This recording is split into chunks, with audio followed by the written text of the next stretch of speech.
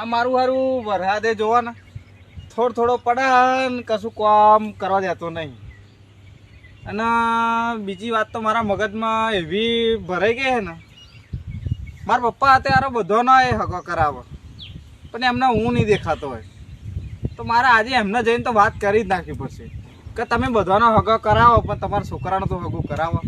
તમારો છોકરો આટલો મોટો થઈ ગયો, લોકો બધા એ વાતો વિચાર કરતા હશે કે ભાઈ કોના પપ્પા તો બીજોનો હગો કરાવ પણ એનો હગો કોઈ કરાવતો નહીં. સારું જતો જતો એક ગાયન ગાતો જાઉં, પપ્પા લગ્ન કરાવી દે મારે પણ હવે પરણી જાવું છે, પપ્પા બૈરું લાવી દે મારે પણ એને લઈને ફરવા જાવું છે, પપ્પા લગ્ન કરાવી દે મારે પણ હવે પરણી જાવું છે.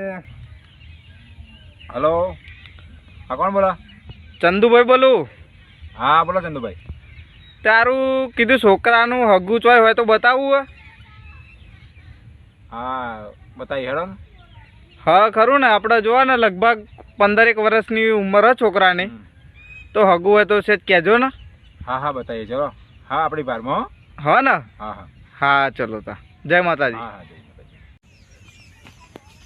મારા પપ્પા તો બેઠા જ છે ઘેર, આજ તો એમને કહી જ દઉં પણ તમને ખબર નહીં પડતી.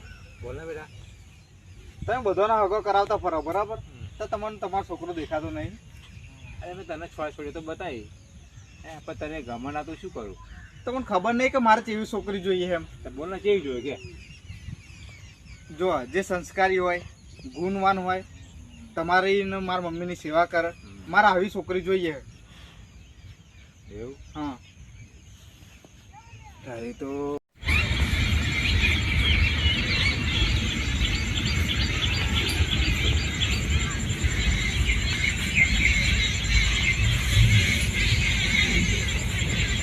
ચતુરાયો મારું સારું ડોગરમાં પાણી તો ભરાઈ ગયું હો, પણ વિચારો કે કાલે બાલ ખાતર લાવીને નાખી દઉં. ખાતર તો નાખી દઉં એટલે ડોગર મસ્ત થઈ જશે. ડોગર તો આપણે સારી છે પણ આ થોડો ખારો ગાવડો ખાઈ જાય, ગાવડાનો વધારે તાસ થઈ ગયો.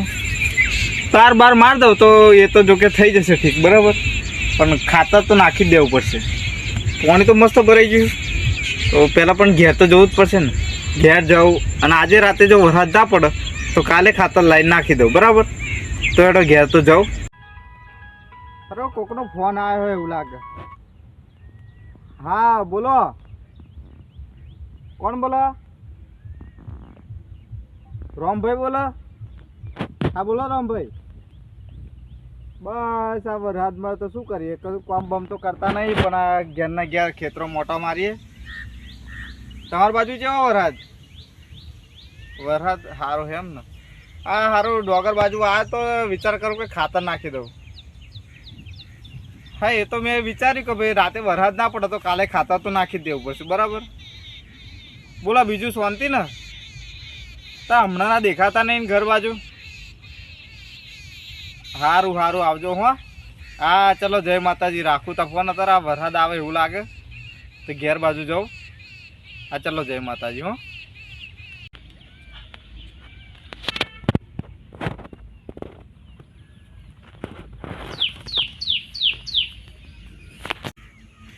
ચમ બેઠા હોય ટોમેટા ભાઈ?